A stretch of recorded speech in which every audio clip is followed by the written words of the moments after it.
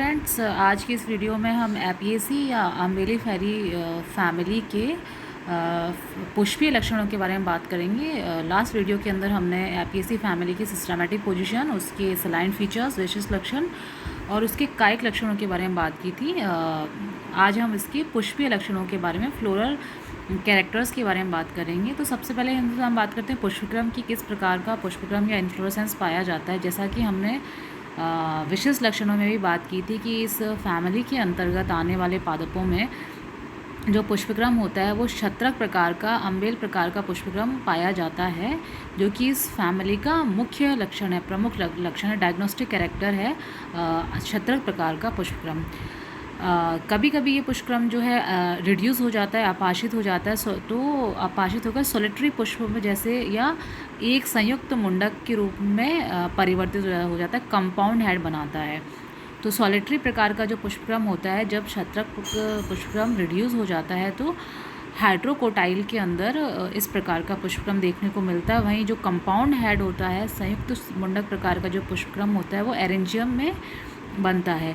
इसके अलावा शत्रक सरल या संयुक्त प्रकार का हो सकता है। सिंपल और कंपाउंड दोनों ही प्रकार का शत्रक पाया जाता है। अधिकांश जो सदस्य होते हैं इस फैमिली के, उनमें कंपाउंड प्रकार का, कंपाउंड अम्बेल प्रकार का पुष्पक्रम पाया जाता है। और इसकी जो प्राथमिक इकाई होती है उसको क्षत्रिका कहा जाता है।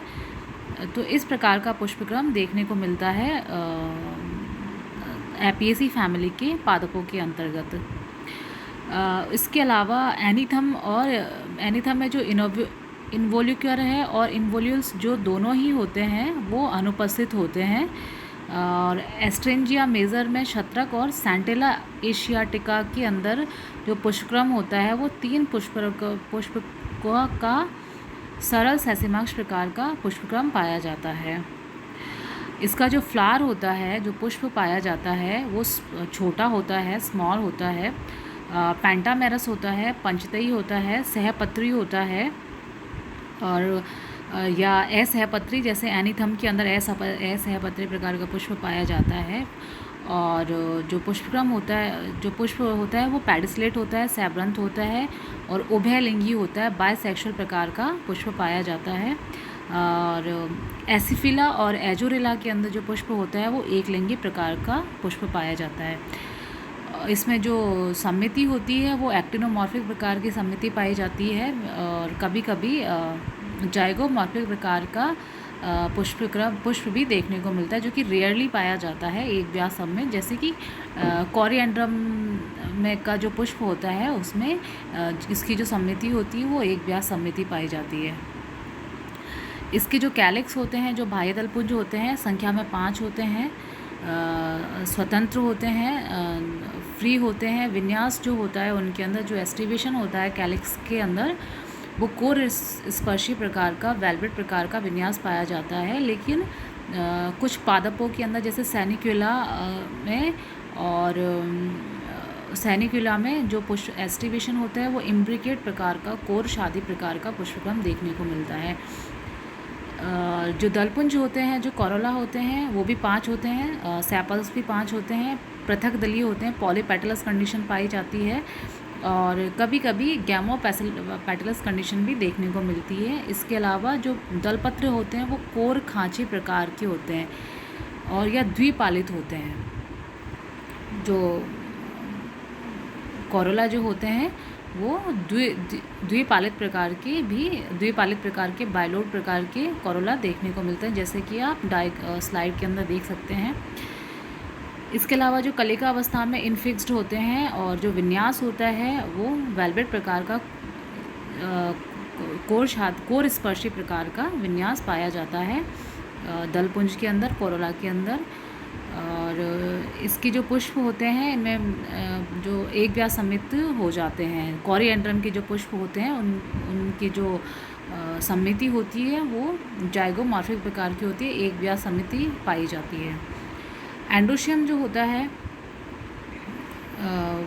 एपियेसी फैमिली में पाए जाने वाले पादपों में, तो पुंकेसर की जो संख्या होती है 5 होती है, संख्या में 5 होते हैं और स्वतंत्र होते हैं और ऊपरी जायंगी बिंब निकलते हैं। एपिगाइनस जो डिस्क होती है उससे ये एंड्रोशियम पुंकेसर निकले हुए रहते हैं। परागकोश जो होता है वो द्विकोष्ठकी प्रकार का होता है।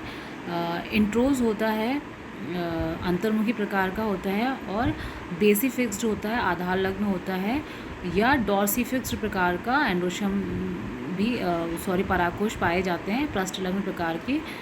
और जो प्रस्फुटन होता है उनके अंदर वो लंबवत प्रकार का, लॉन्गिट्यूडनल प्रकार का पुष्पक्रम पाया जाता है।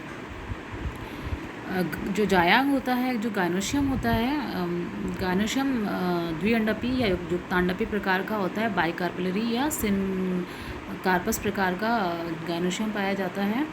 अंडाशय वो अधोवर्ती होता है, इन्फीरियर होता है, द्विकोष्ठकी होता है, और एक्साइल प्रकार का प्लेसेंटेशन पाया जाता है एपियेसी फैमिली के पादपों के अंदर। उसके अलावा अंडाशय के ऊपरी सिरे पर एक जायंगो पर एक एपिगाइनस डिस्क बनती है जो कि फूली हुई होती है और द्विपालित युक्त ग्रंथिल व मकरंद युक्त होती है। इसे स्टाइलोपोडियम कहा जाता है, वर्तिका पाद कहा जाता है। ये जो स्टाइलोपोडियम होता है, इसकी हर एक पाली से, प्रत्येक लोब से स्टाइलोडियम 2 वर्तिकाएँ उत्पन्न होती हैं जो समुंड वर्तिकाग्र में समाप्त होती है, कैपिटेड स्टिग्मा बनाती हैं या कैपिटेड स्टिग्मा बनाकर समाप्त होती है। तो इस प्रकार का गायनोशियम जायंग पाया जाता है एपियेसी फैमिली के अंतर्गत।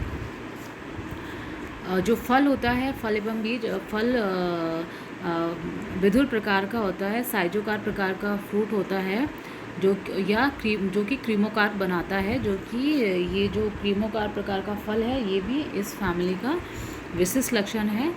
और जो फ्रूट होता है वो परिपक्व होने के बाद 2 फलांशकों के अंदर, मेरिकार्प्स के अंदर टूट जाता है। और जो बीज होता है, जो सीड होता है, वो बीज में तेल युक्त भ्रूणपोष पाया जाता है। इसके अलावा जो सीड्स होते हैं वो स्मॉल होते हैं, और एम्ब्रियो भी स्मॉल पाया जाता है, और ऑयली एंडोस्पर्म पाया जाता है बीजों के अंदर एपियेसी फैमिली में। और परागण जो होता है सामान्यतः कीट परागण पाया जाता है, तथा बीजों का प्रकीर्णन जो होता है वो पक्षियों के द्वारा जो डिस्पर्सल होता है वो बर्ड्स के द्वारा भी और एनिमल्स के द्वारा, दोनों के द्वारा इनके बीड्स का डिस्पर्सल या प्रकीर्णन किया जाता है। तो ये सभी जो फ्लोरल कैरेक्टर्स हैं वो एपियेसी फैमिली के पादपों में देखने को मिलते हैं।